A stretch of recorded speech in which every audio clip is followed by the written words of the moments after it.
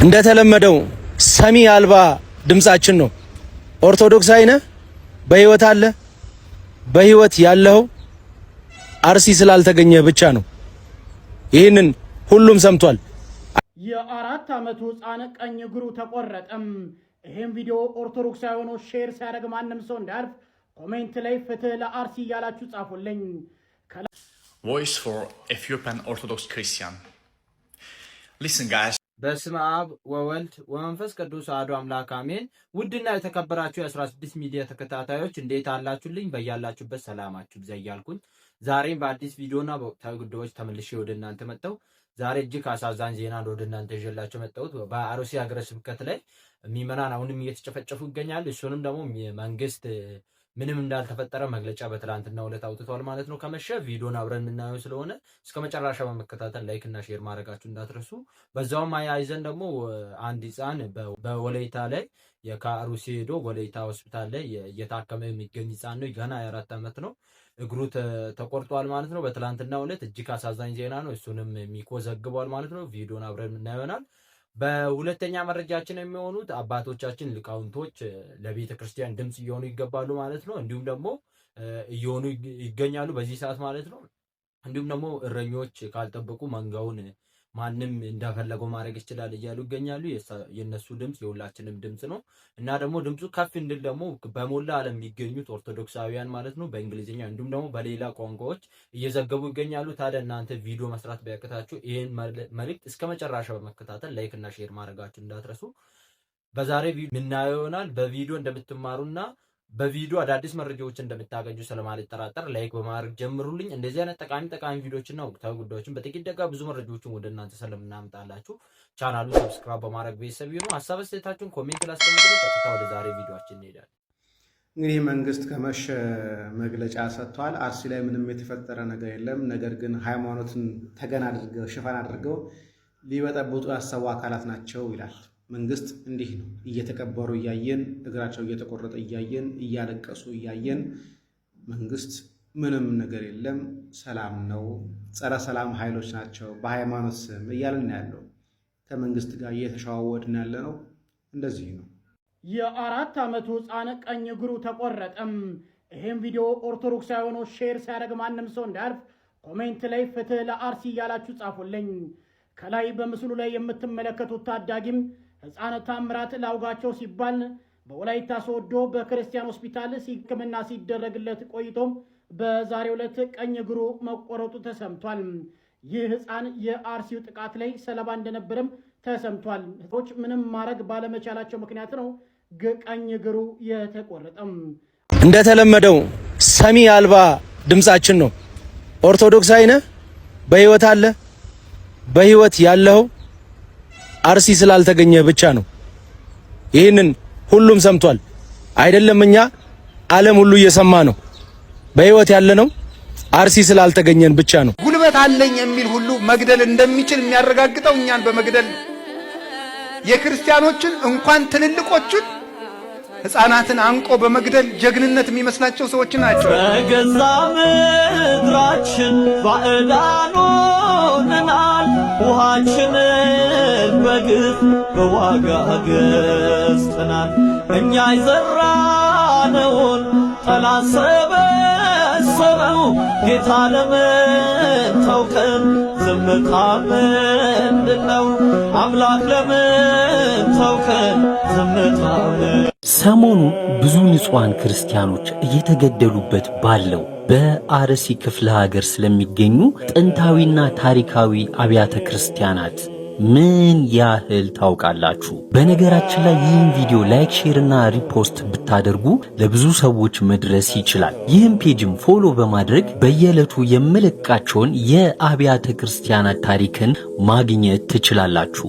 አንደኛ ሄበኖ ቅዱስ ሚካኤል ቤተክርስቲያን። ይህ ቤተክርስቲያን ምዕራብ አርሲ ልዩ ስሙ ሄበኖ በተባለ አካባቢ የሚገኝ ቤተክርስቲያን ሲሆን የተተከለውም በ1884 ዓመተ ምህረት ነው። ይህም ቤተክርስቲያን ለአካባቢው የመጀመሪያው ቤተክርስቲያን ነው። ታቦቱ ሲመጣም ያረፈው ጃፍሮ በሚባል ሲዳማ መውጫ ላይ ነበር። በዚያ የነበረው ክርስቲያን ቁጥሩ ጥቂት በመሆኑ ፊት አውራሪ ሀብቴ የተባሉት የአካባቢው ገዢ ወደ ሄበኖ አስመጥተውታል። በወቅቱ የሄበኖ ባላባት ተቡ ኤቤሶ ይባል ነበር። ደብሩ የተተከለበትን ቦታ የሰጠውም እርሱ ነው። በፋሽስት ኢጣሊያ ወረራ ጊዜ የአካባቢው ገዢ ርስቱን ባለበት ማጽናቱን በደብሩ የሚገኘው መጽሐፈ ግንዘት ይገልጣል። አቡነ ቴዎፍሎስ በ1940ዎቹ አጋማሽ በአካባቢው ተዘዋውረው አስተምረውበታል። ለቤተ ክርስቲያኑም የሰጧቸው ንዋያተ ቅድሳትም በደብሩ ይገኛሉ።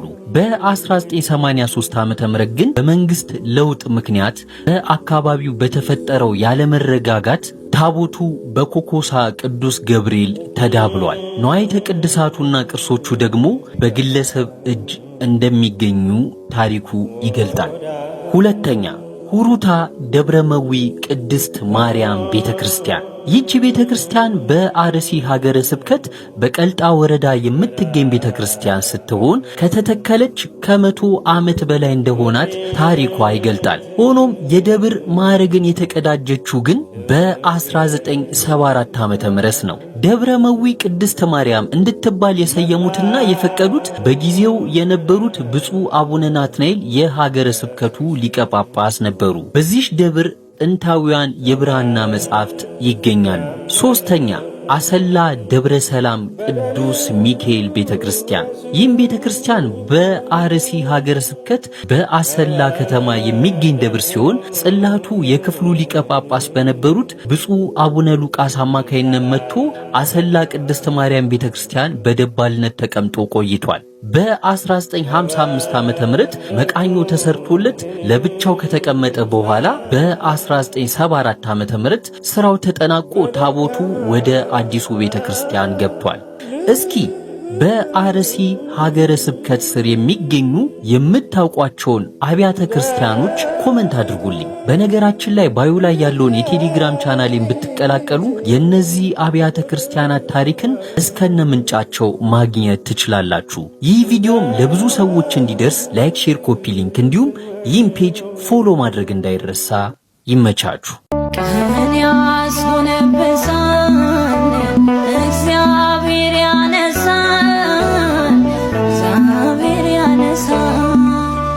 የሰው ፍቅር ያልቃል፣ ያንተ ግን ይዘልቃል፣ አንተ ግን ይዘልቃል። ለቤተሰቦቼ መልእክት ማስቀምጠው ቤተሰቦቼን አጥቻለሁ፣ ወንድሞቼን አጥቻለሁ።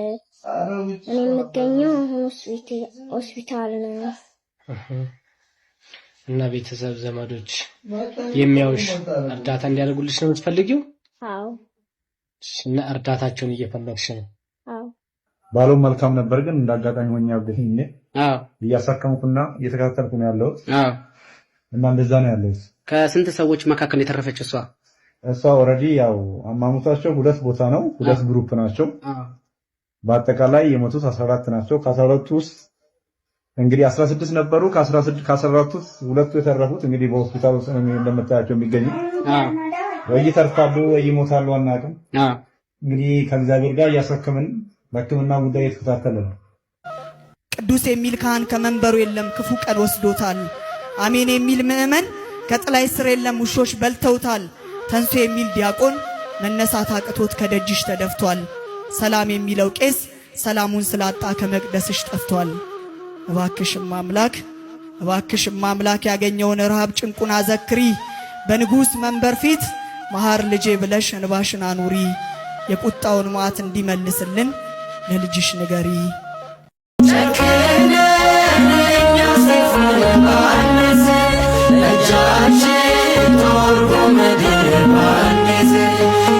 እዛ የሆነ ቤተክርስቲያን ሲጎበኝ እንጨት ተሰብሮ ብዙ ሰው ሞተ። እንጨቱ ዘር ስለሌለው ብዙ ሰው ወቀሰው። ያው ምን ተሰበረ ተብሎ ማለት ነው። ያው ብሔር የለው ብዙ ሰው በቃ ከመንግስት ከቤተ ክህነት በቃ ሀዘኑን ያልገለጠ የለም። ለሞቱት እሺ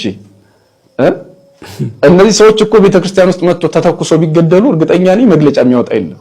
እንጨት ስለሆነ ብሔር ስለሌለው ቋንቋ ስለሌለው ተወቀሰ። እንጨት ተሰብሮ እየተባለ ማለት ነው። በጣም ነው የሚያሳዝነው። ለዛ የተንጫጫ ሰው ማተቡን አስሮ በመገኘቱ ክርስቲያን ሆኖ በመገኘቱ ለተገደለ ሰው ያለ ወላጅ ለቀሩ ህፃናት የማይራራ ሚዲያው ራሱ ዘግይቶ ነው የሚዘግብ ማህበረሰብ ራሱ ይቀድማል።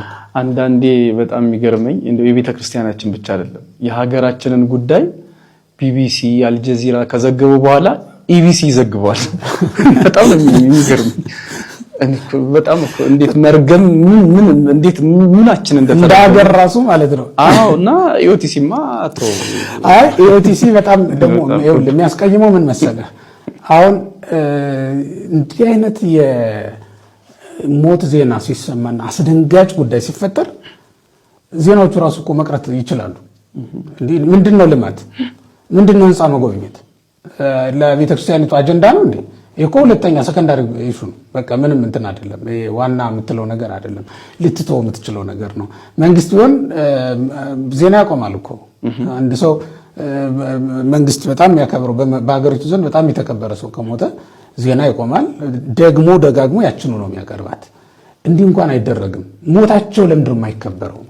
በሌላው ዘንድ የተከበረው የክርስቲያኖች ሞት ሌላውን ያስደነገጠው የክርስቲያኖች ሞት ቤተክርስቲያኑ እየተበደለ ዝም ሲል እየታረደ ዝም ሲል አሁን ይሄ ህዝብ እንደ ህዝብ መንግስት የለኝም ሲል መብቱ አይደለም እንዴ ካልተጠበቀ? እና እጅግ በጣም አደገኛ የሆነ ደግሞ ይሄ ብቻ አይደለም ጥላቻው ነው ከባዱ። ይሄው የትላንቱ ጥላቻ የዛሬ 200 ዓመት የዛሬ 100 ዓመት የዛሬ 150 ዓመት የነበረው ጥላቻ እንዲህ እየበጠበጠን ካለ አሁን የሚፈጠረው ሞትና ስቃይ ደግሞ ምን ቀጣይ ለ200 ዓመት ለ300 ዓመት ሀገሪቱን ጨለማ ውስጥ እንድትኖር የሚያደርጋት ሁልጊዜም የደም ታሪክ ብቻ ይዛ የምትቀጥል እንዲያደርጋት እና እኔ አሁን እየተፈጠረ ያለው ብቻ አይደለም ደግሞ ይሄ እንደውም ድሮ ቪዲዮ በሌለበት ነው ሞቱ በጆሮ የሰማነው ሞት እልቂት ነው። አሁን እኮ የሰዎች አንገት ተቆርጦ እናያለን፣ ጡት ተቆርጦ እናያለን። ያኔ በጆሮ ብቻ የሰማውን ጦርነትና ጥላቻ ይዞ የሚቀጥል ትውልድ ካለ በአይኑ የሚያየውን ጥላቻ ሊምር የሚችል ትውልድ አይኖርም። ስለዚህ ለመጪዋ ኢትዮጵያ የሚያስቡ ከሆነ የፖለቲካ መሪዎቻችን አባቶቻችንም እንደዚሁ በጋራ እንደዚህ አይነቱን እልቂት ለነገው ሲባል ለዛሬው አይደለም የዛሬው የሞቱት ሞተዋል። ቢያንስ ገዳዮችን እንደምንም አደብ አስገዝቶ በሰላም እንድንኖር የሰላም ሀገር መፍጠር የሚቻለው ግን ለነገ ጭምራችን ነው ለዛሬው ብቻ አይደለም። እና የነገ ታሪካችን የነገ ሀገራችን የነገ ሰላማችን ጭምር ነው የሚያሳስበን። ደግሞ ያለው የዛሬ 200 ዓመት የዛሬ 150 ዓመት የተፈጠረ ታሪክ ዛሬ ያበጣበጠ ዛሬ ያገዳደለ ካለ ዛሬ ባይናችን የምናየው ሞት 300 ዓመትም ሺህ ዓመትም ሊቀጥል ይችላል። ስለዚህ ሀገራችን እንደው አሰብ ወደዚህ ቢመጣ አረ ህንድ ውቅያኖስ ፓሲፊክ ውቅያኖስ ለሷ ቢሆን ምን ጥቅም አለው? ሰላም ከጠፋ ሁሉ ሀብት መጥቶ ሰላም ከጠፋ ድንቁርና ከበረታ ምን ጥቅም አለው? ስለዚህ እኛ ድንቁርናችንን አርቀን እንደ ሀገር ቅድም ያልኩት ይሄ ፋንክሽናል ሊትረሲ የሚባለው እንደዚህ አይነቱ ድንቁርና ከምድራችን ጠፍቶ በሰላም የምንኖርባትን መሬት ነው የምንፈልገው። እንግዲህ ይሄን እናደርገው እግዚአብሔር ይርዳን ከማለት ውጭ እኛ ሌላ ምን ነው የለም። ይሄው ነው እንግዲህ እንደው ማሳሰቢያም ለመስጠት እንደው አባቶቻችንንም በሚያዙንም እንደምንታዘዝ በዛው ማረጋገጫ ለመስጠት ያክል ነው ያነሳ ነው እንጂ ያው በማህበራዊ ሚዲያ እነሱም ሲሰሙት ነው የሰነበተው። አዲስ አይሆንባቸውም ብዬ ተስፋ አደርጋለሁ። ግን የሚመጡ ነገሮች አስፈርተውንም ጭምር ነው ያነሳ ነው። ትውልዱን ከመታደግ አንጻር ዛሬ ይሄ መሰራት አለበት ብለን እናምናለን።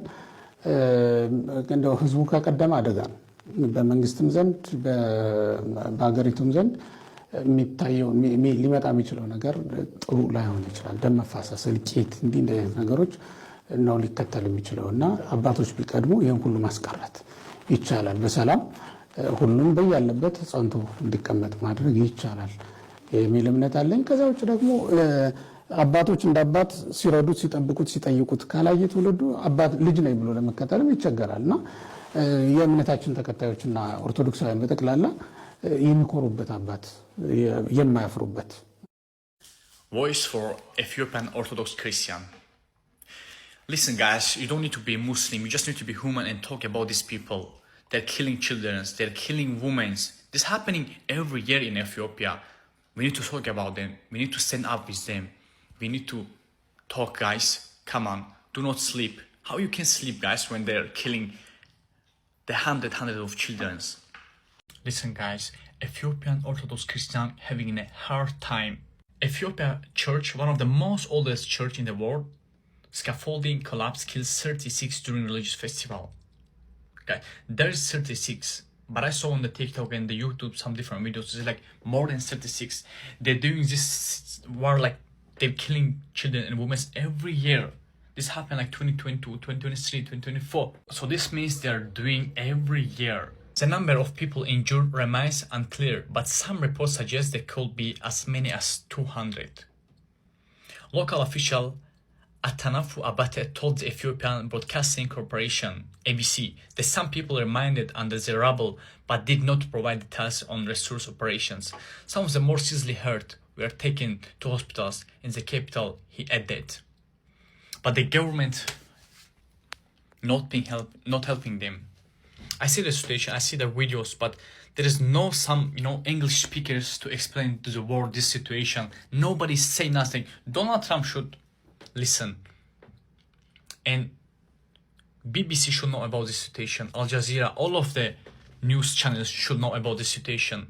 We need to talk, guys. በአርሲ ኦርቶዶክሳውያን ላይ እየተፈጸመ ያለውን ጥቃት አስመልክቶ ዲያቆን ሄኖክ ኃይሌ አንድ ጥብቅ የተባለ መልእክትን አስተላልፎ ነበር። ከዛ በፊት ግን የምትመለከቱት እጅግ አሳዛኝ የተባለውን ጥቃት አስመልክቶ የምናደርሰውን መረጃ ኮሚኒቲ ጋይድላይን እያወረደው ይገኛል። ይህ የሆነበት ምክንያት ደግሞ በርካቶቻችሁ የሚያለቅሰውን ኢሞጂ ኮመንት ላይ ስለምታደርጉ ነው። በዚህ ጉዳይ ላይ በርካቶች ዜናዎችንና መረጃዎችን እያደረሱ የሚገኙ ሲሆን ነገር ግን ቲክቶክ የማይፈቅደውን ይህ የሚያለቅሰው ኢሞጂ በሚበዛበት ሰዓት እንደምትመለከቱት በኮሚኒቲ ጋይድላይን አማካኝነት ያወርደዋል። ባለፉት ጊዜያትም ታዲያ 3 ቪዲዮዎችን የሰራው ሲሆን ከነዚህ ውስጥ ታዲያ አሁንም ድረስ ያለው ይህ የምትመለከቱት አንዱ ብቻ ነው ማለት ነው። ስለዚህ ይህንንም ቪዲዮ የሚያለቅሰውን ኢሞጂ ኮመንት ባታደርጉላችኋለሁ። ይህንን ጽሑፍ ቁጭ ብለህ እያነበብክ ያለው በዚህ ሰዓት ምስራቅ አርሲ ገጠር ውስጥ ስላልተገኘ ብቻ ነው ይላል። ይህንን ያለው ዲያቆን ሄኖክ ኃይሌ ነው። በዚች ቅጽበት በስጋት ውስጥ ሆነው ካሁን ምን ይመጣብን ይሆን እያሉ ያሉ የኦሮሚያ ምዕመናን ቁጥራቸው ብዙ ነው። ከቀናት በፊት የተገደሉትን ተናግረን ሳናበቃም አሁን ደግሞ ሌላ ቦታ 5 እንደተገደሉ እየሰማን እንገኛለን። በዚህ ጉዳይ ላይ ታዲያ የቤተክርስቲያን አባቶች የቤተክርስቲያን አስተዳዳሪዎች ራሳቸው ድምጻቸውን ሊያሰሙ እንደሚገባ መንግስትም ታዲያ ተገቢውን እርምጃ እንዲወስድ ዲያቆን ሄኖክ ኃይሌ መልእክቱን አስተላልፏል። የዛሬ ቪዲዮ ይሄን መስል ነበርና በቪዲዮ እንድትጠቀማችሁና አዳዲስ መረጃዎች እንዳገኛችሁ ስለማልጠራጠር ላይክ በማድረግ ጨርሱልኝ። እንደዚህ አይነት ጠቃሚ ቪዲዮዎች ነው ተጉዳዮችን በጥቂት ደቂቃ ብዙ መረጃዎችን ወደ እናንተ ስለምናመጣላችሁ ቻናሉን ሰብስክራይብ በማድረግ ቤተሰብ ይሁኑ። ሐሳብ አስተያየታችሁን ኮሜንት ላይ አስቀምጡልኝ። የሞቱትን ነፍስ ይማርን ያለነው ደግሞ ኦርቶዶክሳውያን ለቤተ ክርስቲያን ድምጽ መሆን ይገባል ማለት ነው። ቪዲዮን እስከ መጨረሻ በመከታተል ደግሞ ላይክ እና ሼር ማድረጋችሁን እንዳትረሱ። ይሄ ቻናል በየጊዜው ወቅታዊ ጉዳዮችን ስለሚያመጣ ከሆኑ ሰብስክራይብ ማድረጋችሁን እንዳትረሱ። በሌላ ቪዲዮ እስከምንገናኝ ቸር ቆዩልኝ።